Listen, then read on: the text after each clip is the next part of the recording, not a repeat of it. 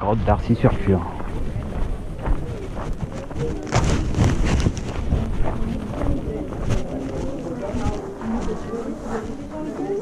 Voilà.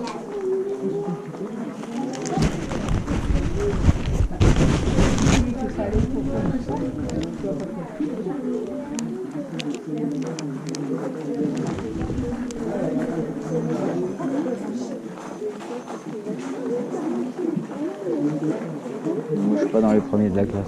Non, non plus.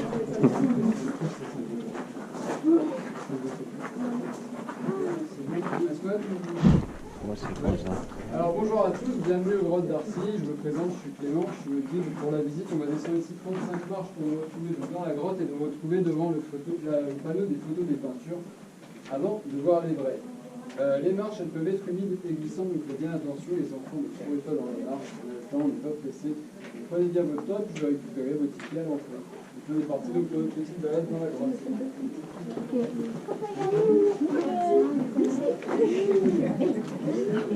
Et moi, mon ticket, je compte pas pour deux. Commence pas. Je compte pas pour deux. Non. Je croyais qu'on était deux. C'est plus.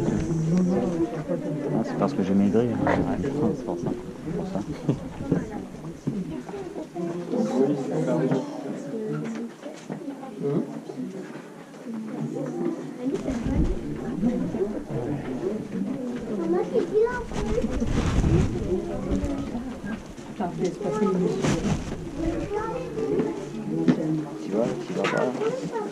Tu vas pas, vous y allez pas. Non, vous avez peur, vous y allez pas.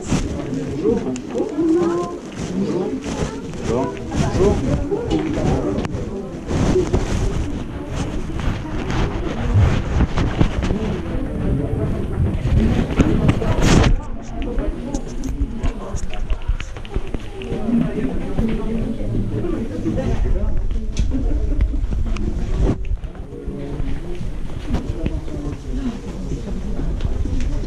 Ça commence à faire frais.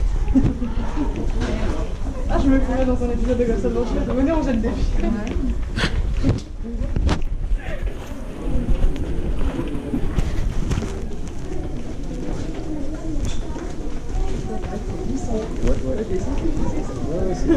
C'est le mythe ça. Comment ça?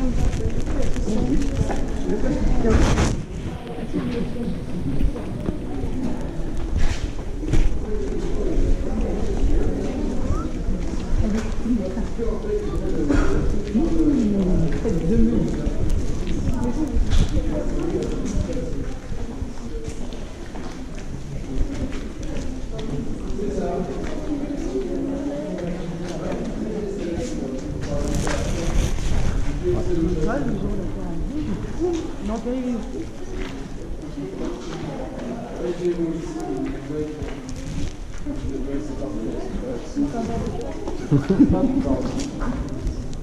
Alors, je vous laisse ça vous approcher, allez-y, venez. C'est bien. Ouais. Comment? On a l'outil vert. Hop. On en parlera après. Alors, j'attache ma veste et puis après, je vous parle de la formation de la grotte. Alors, comment la grotte s'est formée? Eh bien, il faut savoir qu'il y a 150 millions d'années, on avait ici une mer chaude et toute profonde qui recouvrait toute la région. C'était une mer comparable à celle qu'on retrouve aujourd'hui vers l'Amérique du Sud, donc dans le Pacifique Sud. Cette mer, elle s'est retirée par la suite, et il y a 28 millions d'années. Donc, pardon, attendez, je recommence. La mer, j'ai oublié une information. La mer s'est retirée, elle a laissé ici le massif. Le massif, c'est le plafond de la grotte. Ce massif, il est composé d'argile et de calcaire principalement. Et ce massif, il va se trouver creusé donc, par la rivière, je dis bien. Il y a 28 millions d'années, donc la rivière, c'est la Creuse, c'est une rivière qui s'associe dans le Morvan. Le Morvan, c'est une montagne granitique. Et donc, grâce aux acides contenus dans le granit, donc la rivière chargée de ces acides va continuer sa route et creuser le massif, s'enfoncer dans celui-ci et creuser 31 grottes dans ce massif. Alors, on retrouve une partie des grottes d'Armillage de Saint-Mauré. Je ne sais pas si vous êtes passé par le tunnel de Saint-Mauré. Oui. Alors, le tunnel de Saint-Mauré, vous êtes passé par ici. Et ici, c'est une barrière de corail. Donc, une barrière de corail très épaisse, très dense. L'eau n'a pas pu passer à travers. Elle a donc créé des détours qu'on appelle des méandres. Et donc, on a 10 km de méandres ici. Il y a une partie des grottes qui se trouve également ici, et nous on se trouve là justement, dans la grande grotte, et notre visite va consister à aller jusqu'au bout de celle-ci, 450 mètres, puis ensuite revenir à 450 autres mètres avec une petite balade d'à peu moins d'1 kilomètre. Alors, comment la rivière s'est-elle entrée ici? Eh bien, s'est-elle infiltrée ici par la fissure que vous avez ici au plafond. Cette fissure, elle est gigantesque, qu'on appelle la diaglase en géologie. Donc l'eau s'est infiltrée majoritairement ici, elle est entrée également par là-bas. Là, c'est le tunnel de sortie que l'on montrera tout à l'heure, mais c'est également l'entrée primitive de la grotte, qu'on appelle en géologie la perte. Et puis la cour va creuser deux galeries, deux passages dans cette grotte. Alors, premièrement ici, la galerie de l'ouest, qu'on appelle également la galerie fossile. Pourquoi? Eh bien parce que la rivière ne circule plus aujourd'hui. On ne verra plus de traces d'eau dans cette galerie. Et puis, tout à l'heure, nous allons passer par cette galerie-ci, qui est la galerie Est, galerie vivante, parce qu'on a encore de l'eau, et tout à l'heure, on va voir un lac souterrain dans cette galerie. Et puis, au fond de la grotte, tu parlais tout à l'heure des mammouths, et effectivement, on va voir des mammouths en peinture. Alors, est-ce que pour les enfants, ça parle à tout le monde, les mammouths? Est-ce que vous voyez tous ce que c'est qu'un mammouth? Ouais, tout le monde? Alors, les mammouths, je récapitule quand même, c'est les éléphants de la préhistoire. Donc, vous en avez un ici, un autre ici, vous en avez également un ici qui est une gravure, mais qu'on ne verra pas dans cette grotte. Cette gravure est située dans la grotte qui est située juste à côté, qui s'appelle la grotte du cheval. Ça n'a rien à voir avec ce mammouth, mais voilà. Ici, vous avez le mégacéros, qui est le cousin du renne. Alors, le cousin du renne, le Père Noël. Et puis ici, il y a une main négative. Et puis là, vous avez un détail du plafond de la dernière salle. Voilà. Alors, il y a quelques petites règles à respecter quand on visite la grotte. Tout d'abord, on ne peut pas prendre de photos ici parce que c'est une propriété privée. Il n'y a pas de cliché officiel de la grotte qui a été publié par les archéologues. Du coup, il y a un droit à l'image qui ne nous autorise pas à prendre de photos ici. Également, je vous demanderai, s'il vous plaît, de ne pas toucher les murs parce que, eh bien, on détruit, on a des bactéries sur les mains, on détruit les parois, même si on ne touche pas, même s'il n'y a pas de peinture et même s'il y a des choses qui brillent, vous allez voir des choses qui brillent dans la grotte, il ne faut surtout pas toucher parce que ça continue de grandir en fait. Et donc, si on touche, eh bien, on arrête la croissance de ces stalagmites et stalactites que l'on verra tout à l'heure. Et puis, je vous demanderai également, s'il vous plaît, de ne pas boire, de ne pas manger,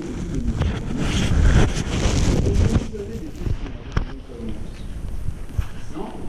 Alors, c'est bien silencieux. Alors, je vais partir devant, je vais mener le groupe, parce que la grotte, c'est un peu un labyrinthe, on peut facilement s'y perdre, c'est son, d'accord? Tout ce que je vais dire les enfants, c'est qu'il y a encore des animaux sauvages sur la liste. Donc, il ne faut pas cliquer sur eux, on va sortir tous ensemble, donc je vais passer devant avec la musique.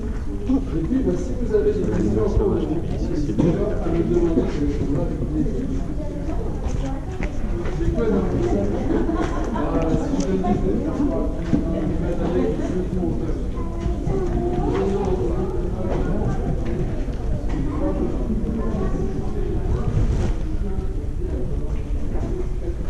Ouais.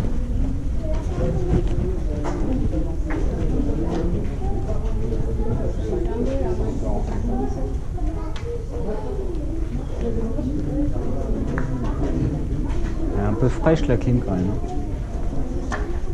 Ah, tu vois, tu faisais ton malin toi. Ça change pas du taf. Je commence à devoir battre des ailes. Non, ici pour essayer de te réchauffer. Je suis bien là. Je suis en train d'évaporer là, je suis bien. Je vais pas me prendre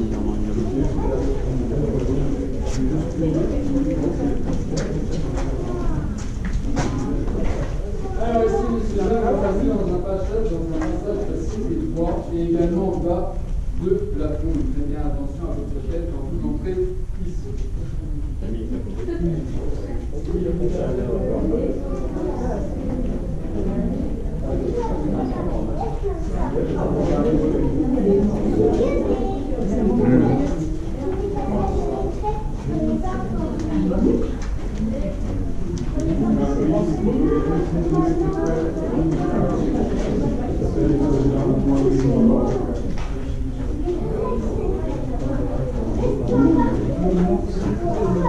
J'ai la 4G là. Là c'est mort. Les écoles, c'est con. Sans internet, tu fais comment? Vous n'avez pas internet. Ah merde. Description du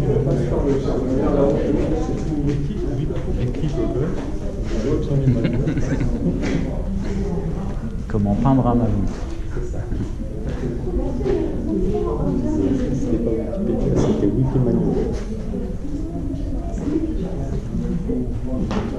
Ça bloque ou qu'est-ce qui se passe là? Ça bouchonne? Bien, je passe. On les rejoint de l'autre côté.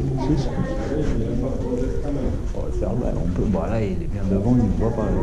C'est obligé de dire, ouais, on peut se barrer. On passe par l'autre côté.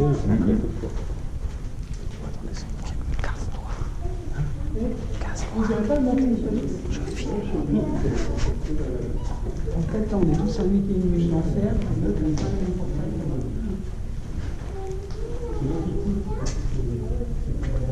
Ah oui.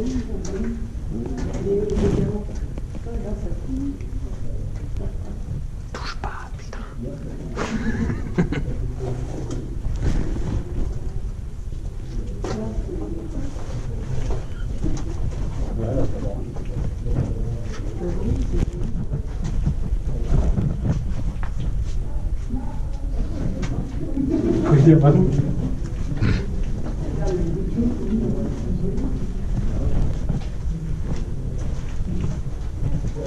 Des œufs de dinosaures. Oh, je me suis pris une goutte.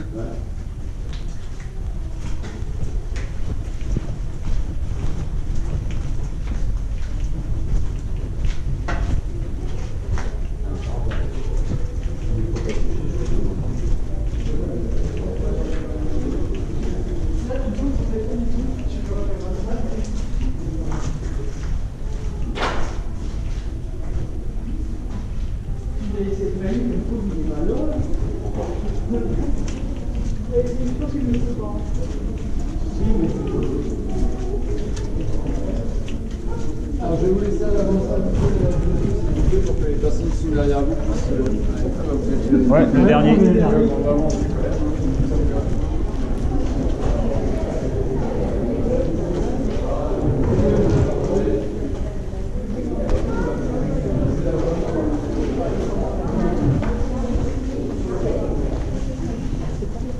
Alors ici, mesdames et messieurs, on est dans ce qu'on appelle la salle de la bière, parce que ici, vous savez, c'est une représentation de la bière à l'enfant. Alors peut-être il y a des personnes ici, à ce niveau-là, là également, là-bas. Nous aussi, on a ces représentations religieuses, et là, c'est parce qu'on n'a jamais découvert la grotte. Cette grotte a toujours été fréquentée, et qu'à l'époque, on avait besoin d'avoir des images religieuses lorsqu'on venait ici pour se rassurer. Alors également, là, les enfants, vous avez le château de Disneyland retourné à l'envers. Ou alors, vous pouvez voir également une ville retournée à l'envers, c'est une décoration, pourquoi pas. Et généralement, ce qu'il y a aussi dans les grottes, les classiques sont comme les nuages, on voit un peu ce que l'on veut, suivant son imagination. Alors, si on parle en termes géologiques, au plafond, vous avez ce qu'on appelle donc, là c'est quoi, les stars.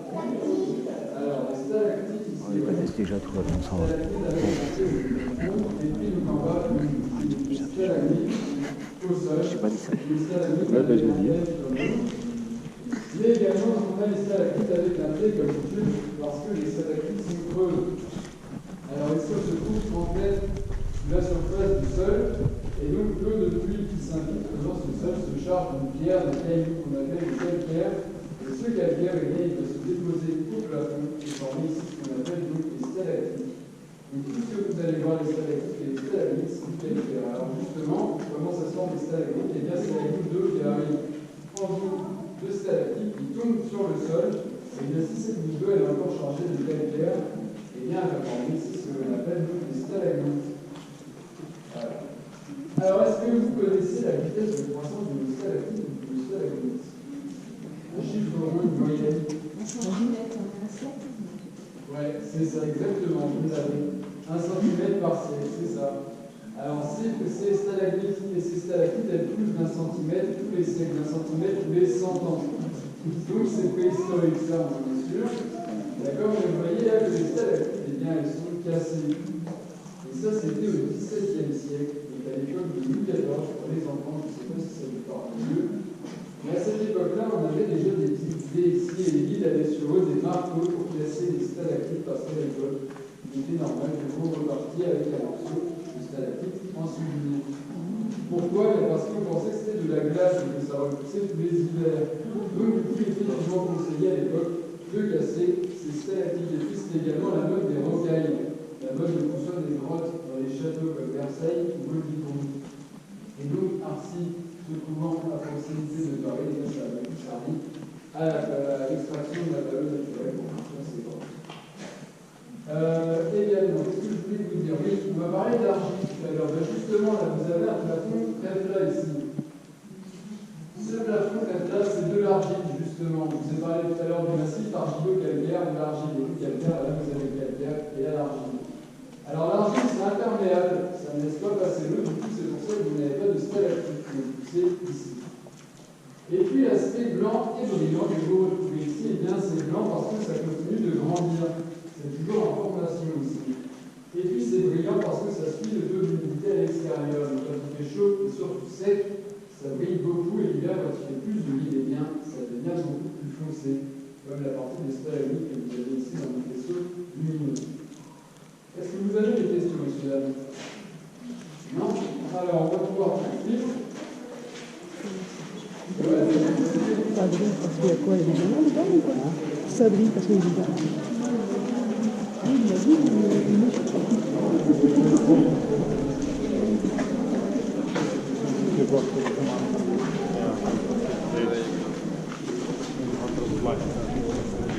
dit que ça faisait les vitraux des châteaux, mais les autres, ils avaient fait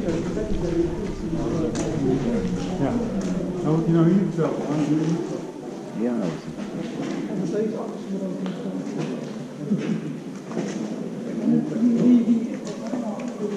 Je regarde, je n'avais pas le même point de vue de là-bas.